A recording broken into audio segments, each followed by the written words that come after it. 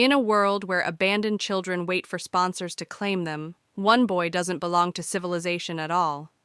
Raised in the wild, he knows only survival, until now. This is Mori's story. Deep in the ruins of an abandoned city, where broken buildings stood like forgotten giants, armed men moved through the shadows.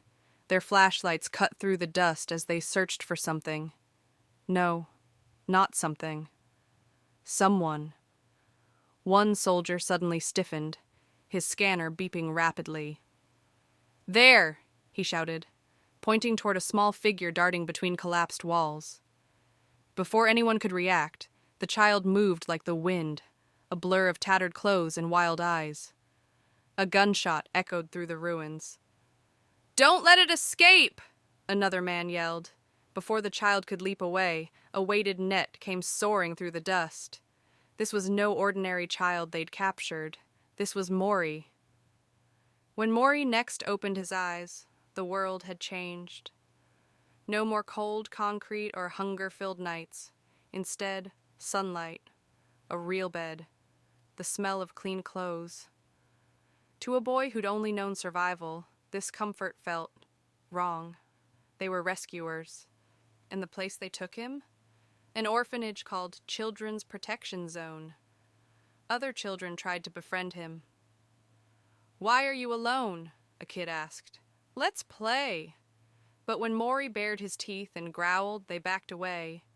He didn't understand their games, their laughter, their hope. The adults watched from windows. "Can he speak?" the principal asked. The teacher shook her head. "He's not disabled, just never learned. The team thinks animals raised him." The principal chuckled. "Like Mowgli from the old stories. Days turned into weeks. Mori stayed apart from the other children, always watching.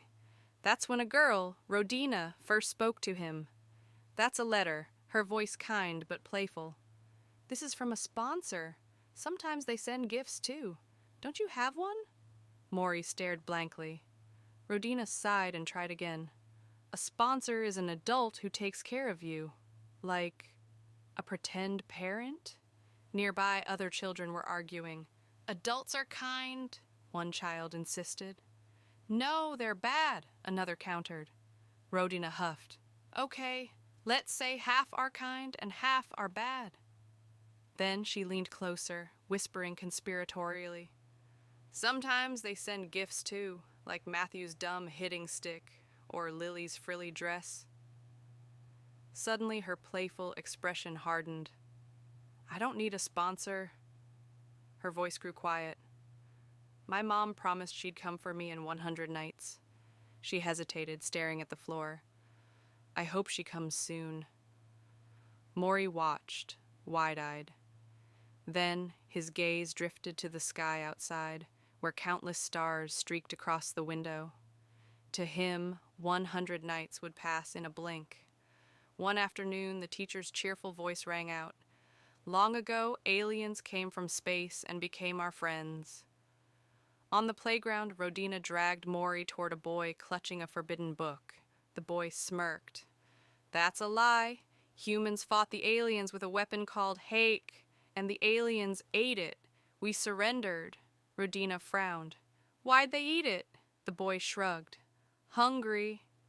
Before they could continue, a sharp bell rang, cutting through the chatter like a knife. The teacher stood at the front of the room, scanning the list in her hands. "Letters from sponsors. When I call your name, Lala, Carlo, Mori." Mori blinked. The teacher beamed. "Your first sponsor letter? Aren't you happy?" As Mori hesitantly reached for the paper, crash! A metal bucket clattered to the floor behind him. He turned sharply. Rodina sat frozen, her hands clenched into fists. Tears glistened in her eyes, but did not fall.